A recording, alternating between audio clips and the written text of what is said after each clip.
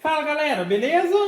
Então enfim, continuando mais uma parte aqui, para dar um parecer a respeito do andamento. Eu acredito que nesse ponto aqui eu posso dizer que o que tinha de mais difícil para fazer já foi feito. Com relação ao último vídeo que eu postei, então enfim, já soldei os suportes nos seus devidos lugares, suporte dos motores de passo, né? Olha lá, no cantinho lá e esse daqui ali. Aí eu aproveitei ele exatamente como ele era, eu só precisei dar uma nivelada em uma das partes dele, porque tipo assim, ele é adaptado ali para o motor, só que ele tem uma bordinha de 5 milímetros. Eu iria soldar todos de pezinho assim, inclusive o aqui do X, mas o do X eu esqueci de um detalhe, porque eu peguei todos e nivelei eles na parte, vamos dizer assim, na parte de baixo, para poder soldar ele rente, ele ficar na altura do motor. Só que aqui eu esqueci de um detalhe, que aqui foi colocada uma compensaçãozinha de mais ou menos 3 milímetros para fazer o suportezinho para a base aqui do fuso e tal. Então, como eu tinha cortado aqui rente, ao colocar aqui não dava certo. Então eu tive que fazer o nivelamento pelo outro lado, acompanhando essa altura. Aí eu soldei assim. Aqui também não atrapalha nada. Se atrapalhar, será só cortar, mas não vejo sentido para fazer isso. Deixa ele assim como tá. Daí, enfim. Agora, o que falta é detalhe mesmo. E aqui é aquela última hora que vamos dar um confere. Aí é a hora de fazer os acabamentinhos, lixar, pintar o que precisa pintar, passar uma tinta. Aí eu vou mexer com a parte elétrica também, mas antes a gente vê ali, dar aquela verificada para ver se a máquina já está funcionando, se não vai precisar fazer a modificação, porque às vezes acha que não vai ter, e daí monta, faz acabamento e tal, aí depois descobre que na hora de colocar a máquina para executar um corte na prática não está legal. Enfim, esses aí são os detalhes que vão ser feitos depois. Aí assim, mencionando, quanto à modificação no Y, cara, foi muito simples. Porque da maneira como eu adquiri os fusos e tal, já o kitzinho completo, foi só uma questão de soldar ali o suporte. E no Y, não tem tanta questão, porque, cara, é muito difícil de acontecer a variação na relação da altura da máquina ali, tá? Porque é a única variação que pode acontecer. Ali não vai acontecer do porte se deslocar mais para um lado, mais para o outro. Estou mencionando isso que sim, no X tem que dar uma atenção especial, principalmente pelo fato dele ser mais longo, mais comprido. E aqui no X pode ter essa variação que seria mais ou menos a equivalente ali, que é bem pouco provável que isso aconteça, só que também pode ter essa variação. E quando a gente fala de fuso de esfera, como ele não tem folga nenhuma, vamos dizer assim, uma descentralização ou estar fora do centro perfeito, que seja 2/10 que seja, isso já faz o fuso ficar pesado, tá? Às vezes a pessoa tem máquina com fuso ou montou a máquina com fuso, daí a máquina está travando e não entende por que e tal, tem que considerar isso. Quando você trava todas as peças, tá? Travou tudo ali no seu devido lugar. Se não tiver muito centralizado, óbvio que existe uma margem pequena de variação ali. Mas quanto mais foge dessa margem, isso acaba fazendo com que o fuso fique pesado. Então depois que você monta, ainda você tem que verificar certinho se os fusos estão livres em todo o comprimento. Aqui no X, sim, eu tive que fazer uma compensaçãozinha. Tanto é até aqui porque aqui não era a referência exata do ferro, porque eu tive que soldar e tal. Pode ter dado a variaçãozinha aqui nessa questão. Mas depois de montado, aí eu percebi que o fuso estava pesado. Aí você tem que soltar o suporte, desloca para um lado, verifica lá com o suporte solto se ele está elevando ou se ele está assentado devidamente onde Deve estar. Aí trava de um lado, movimenta para o outro. E nesse movimentar para o outro aqui, daí chegava aqui, ele estava variando, ele estava subindo um pouquinho. Já que a castanha está fixa ali, não tem folga.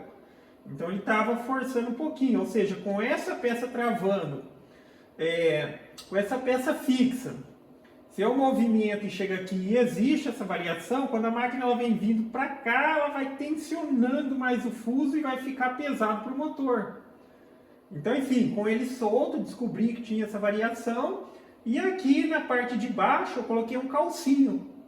Coloquei um calcinho aqui para dar o ponto de centralização e fixei. Aí resolveu. Mas isso você tem que conferir, tá? O ideal é até que, eu sei que é trabalhoso, mas tem que fazer isso. O ideal é que, na hora de fazer isso, não esteja com o motor acoplado. Não esteja com o motor acoplado. Aí você vai fazendo a movimentação em todo o comprimento. Pela movimentação manual que você faz, você consegue ter aquela percepção se está agarrando ou não. E esse agarrando que eu falo é justamente por tensão. A variação mínima que tiver com base na centralização perfeita, tá? Mas não tem ligação com a questão de tipo, é porque esse fuso é comprido. Não, não é isso. É a questão dele estar centralizado. Poderia acontecer o mesmo nesse daqui, e ter a necessidade de fazer um ajuste. Só que aqui não teve.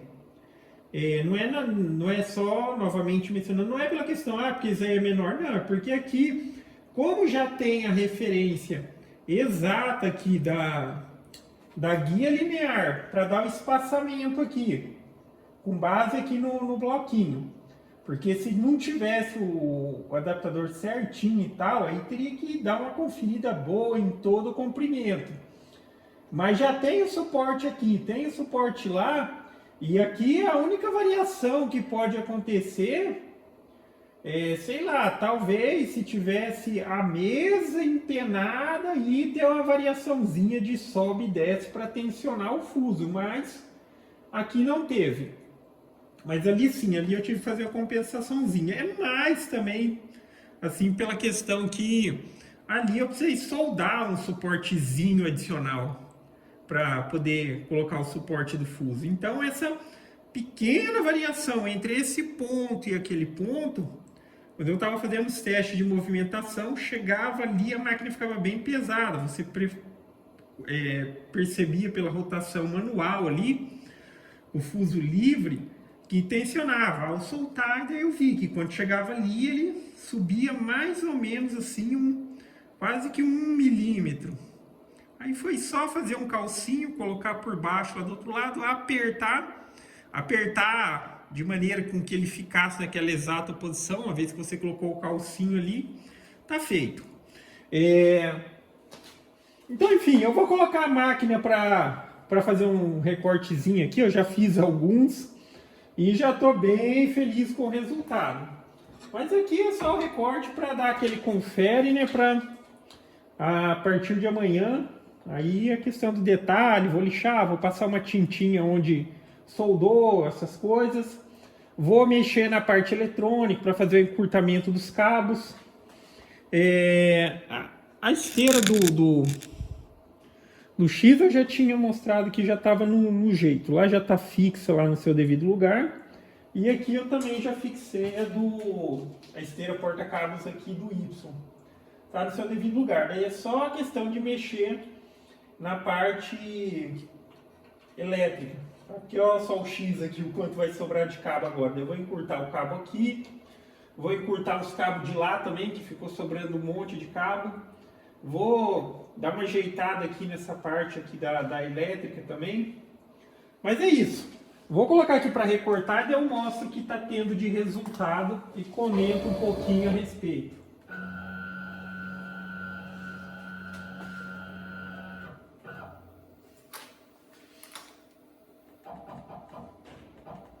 Zerando aqui no zoiômetro mesmo.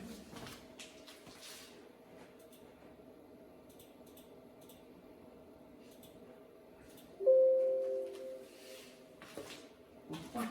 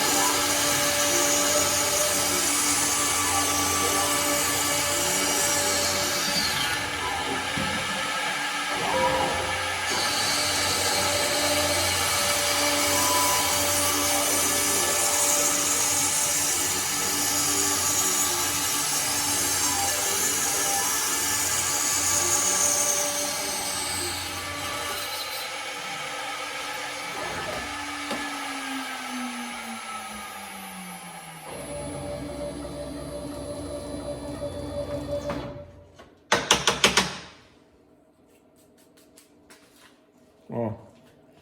Olha o resultado no recorte. Isso daqui deve ter 70 externo, 50 interno.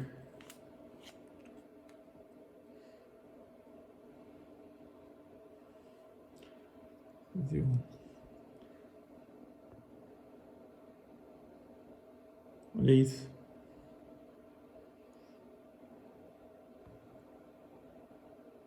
Setenta.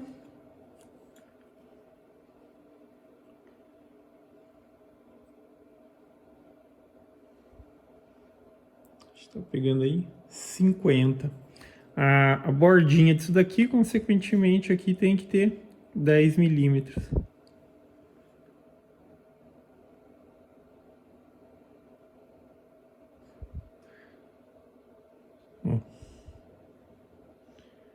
Cara, era disso que eu estava falando, isso que eu estava buscando com essa modificação. Aqui está um círculo perfeito. Outro resultado que eu já fiz um testezinho de recorte e também fiquei bem feliz com o resultado foi isso daqui, ó. Tá? Mais especificamente esse detalhe aqui, ó. Quando a gente faz peça de encaixe, eu até já mostrei em alguns vídeos, a gente tem que utilizar um recurso, o filete, que é o osso de cão, né?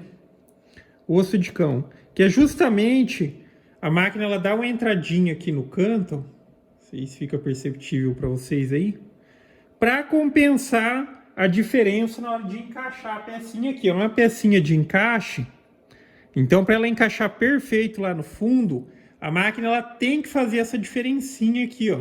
Tá vendo lá que dá para ver, ó, passante lá, ó. A quina fica bem nessa entradinha. E antes dessa modificação, mesmo programando o arquivo e tal, desenhando, projetando com o recurso filete, a máquina ela fazia o movimento, mas não ficava evidenciado aqui. Ela vinha, entrava no cantinho, porque aqui ela vem, ela entra no cantinho, só que não ficava evidenciado. A maioria das peças de encaixe que eu tinha que fazer, que fazia com recorte com uma fresa fina, que nem essa assim, posteriormente eu tinha que pegar a micro retífica e dar uma entradinha no canto. E olha aqui, ó, ficou evidenciado em todos os cantos. Aqui também, ó, furaçãozinha de 4 milímetros. Olha aqui, ficou redondinho também. Coisa que se antes da modificação fazia isso daqui, ficava um furo oval. Tá? Mas olha aqui, ficou muito bom, cara. O redondo aqui, então, perfeito, ok? Mas estou super satisfeito aí com o resultado. Aí amanhã é a hora de fazer esses detalhezinhos que faltam, tá? Só dar uma limpeza, passar uma tinta, fazer a parte da eletrônica e a máquina já está perfeitamente aí funcional e, cara, com um resultado que supera as expectativas aí. Eu vou falar para vocês, ó, a máquina, se eu balançar aqui, a máquina ela balança toda, mas aqui, ó, não tem nada de jogo, nada mesmo. Aqui também, ó, nada que seja perceptível. Se a gente colocar ali o relógio apalpador, talvez fuja um centésimo ou 2 centésimos, mas, cara, nada. Travado. Beleza? Mas é isso aí, galera. Então, vou dar andamento. Depois eu posto mais um videozinho aí. Falou!